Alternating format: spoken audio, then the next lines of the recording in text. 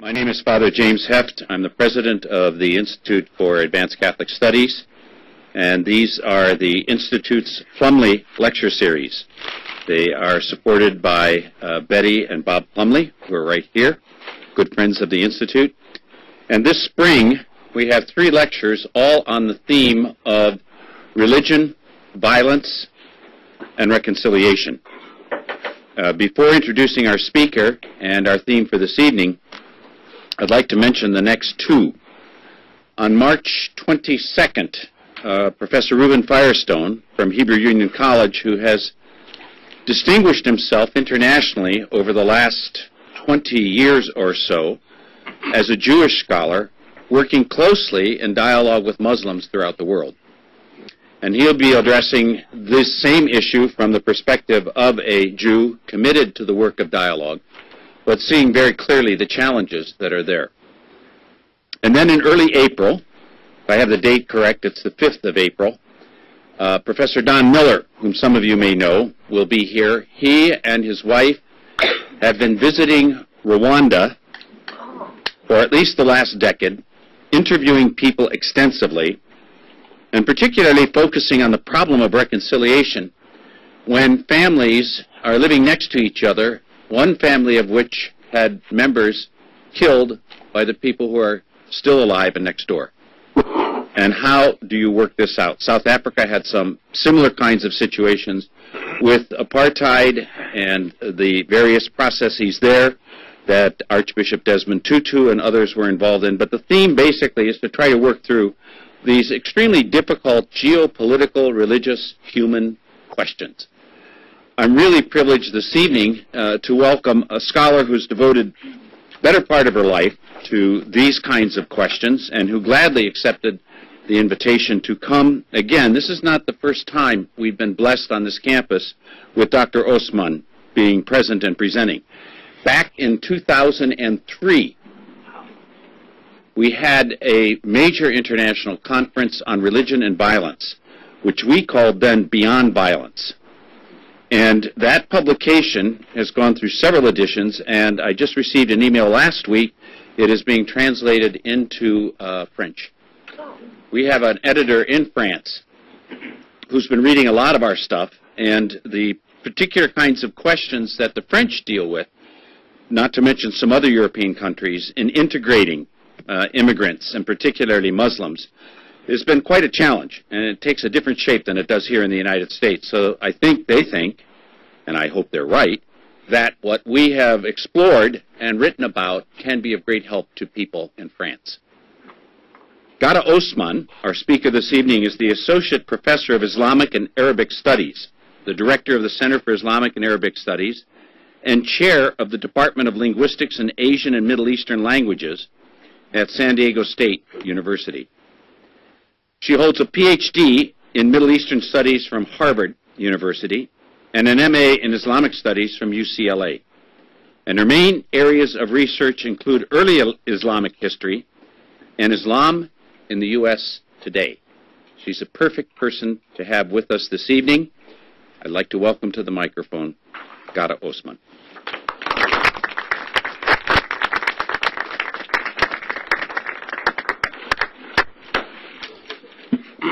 Good evening.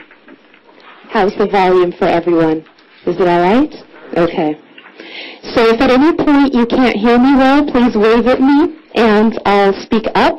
Similarly, if I get too excited and I get too loud, please also go like this and I'll save your ears and become quieter. So it's my pleasure to join you this afternoon. Thank you so much for the invitation. I feel privileged to be part of this illustrious group of speakers and such interesting topics in this series. So the title of my talk today, What is Jihad? Peace and War in the Muslim Tradition. And this is an overview of some aspects of Islam, some textual elements describing jihad, and then also some particular historical context that help us understand. So before I speak specifically about jihad, I wanted to go over some general terms and background that I think would be helpful in our conversation and in our discussion as a whole. The first thing that I wanted to talk about are just some particular terms that we hear and distinguish between those terms. So we're talking about Islam, that's the religion. Muslim is the person that follows the religion, with an alternate spelling that sometimes you see, Muslim, but that's pretty much gone out of vogue and is unpopular among Muslims for reasons that I can talk about. But the two terms that I wanted to focus on here, the term Islamic and the term Islamist. So we sometimes will hear people referred to as Islamic. This is erroneous. So talking about a person as Islamic is like talking about a person as Judaic, right? You would not call somebody Judaic, you would refer to them as Jewish. Similarly, you would not call somebody Islamic, you would refer to them as a Muslim. So a person who follows the religion is a Muslim. But we have this other term, Islamist, that I think is important to distinguish. Who is an Islamist? An Islamist is a person who believes that Islam, the religion, should enter the public sphere. So versus a Muslim who practices his or her religion, an Islamist believes that Islam should be part of the public sphere, usually part of the political system. The reason this is an important distinction to make is that when we watch the news and we see Muslim groups on TV, we think that the agenda that's being captured is representative of all Muslims. And in fact, the agenda that's being captured is representative of a segment of these Islamists. So every Islamist is a Muslim, but certainly not every Muslim is an Islamist. So I think this is relevant to explain because it's very relevant when we're talking about jihad. A couple of other things that I also wanted to talk about before launching into jihad, and that's comparisons between Islam and Christianity and Islam and Judaism. I partly wanted to do this because when we're talking about jihad, we often think of it as vis-a-vis other religions. And when I talk about the Quran, there'll be verses that I refer to that specifically talk about Christians and Jews. But also because in light of the series that you have here, I think this is relevant to connect some of the themes. So a couple of things here. The symbol on the top left, by the way, so you see here a crescent that's often symbolic of Islam. You see a cross. Obviously, it's standing for Christianity. The words up there in Arabic are actually connected to the situation in Egypt right now, and I can certainly talk more about that in the Q&A. It connects to this topic somewhat, but also not completely. So the words that are up there say, I'm an Egyptian who's against terrorism. So this is a symbol that's been adopted by Egyptians during the current struggles and going back to previous times to say, that as a nation, we stand for Islam and Christianity and against terrorism. Some of the comparisons that we see between the two religions, so similarities, first of all, between Christianity and Islam. Jesus is born of a virgin in both. So according to the Quran, Jesus is born of a virgin. According to the Quran, Mary is a central figure. There is a chapter of the Quran that's named after her. According to Islam and the Quran, Jesus performs miracles. According to Islam, in both Islam and Christianity, there's an emphasis on universality. So there isn't the idea of a particular group being a chosen group, but rather that access is open but just dependent on different things. Some differences between the two religions. Islam does not believe in the original sin. So according to the Quran, Eve sinned, or according to, the Bible, the Old Testament, Eve sinned, and thus humanity is afflicted with original sin. According to Islam, Adam and Eve sinned, but humanity was forgiven of the original sin. So the concept of the original sin is no longer there. That's one main difference. Another difference is the role of Jesus. Muslims see their religion as the culmination of the monotheistic faiths. So they believe in the figures of most of the prophets in the Old Testament. They believe that Jesus was a prophet, and they believe that Muhammad was the final prophet, as opposed to the Christian belief of Jesus, the Son of God. So this is another difference. And then in Islam, Jesus was not crucified, nor did he resurrect, versus the belief in the crucifixion and the resurrection.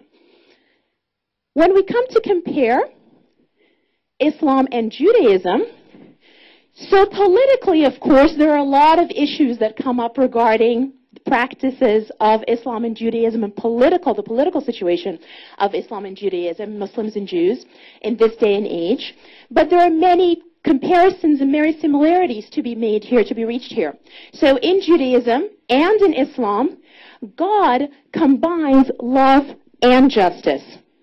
So in Christianity, love is very emphasized. In both Judaism and Islam, love and justice are emphasized. The role of a sacred language, so Hebrew in Judaism, Arabic in Islam. Anti-iconic principles, so the idea that when you go into a house of worship, the decorations in the house of worship are not figures, but rather something else, calligraphy, etc. A few other similarities between the two religions. So law, Sharia, that we hear about frequently in Islam, embraces many levels of human existence, not just religious practice, same with halakha in Judaism. Dietary laws are similar. Circumcision for men. Importance of group worship for both.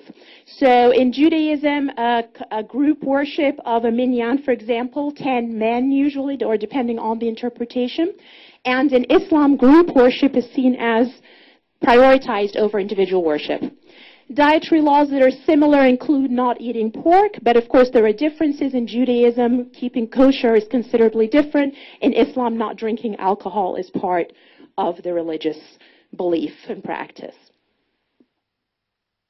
Okay, so that's a little brief introduction that seems outside of our topic, but the reason I want to bring it up is because it brings up main issues that are connected to this topic of jihad. So, we come to the main topic itself, jihad. And the idea of jihad, as you see up here on the screens, means the particular word, the root of jihad. We often hear jihad translated as holy war.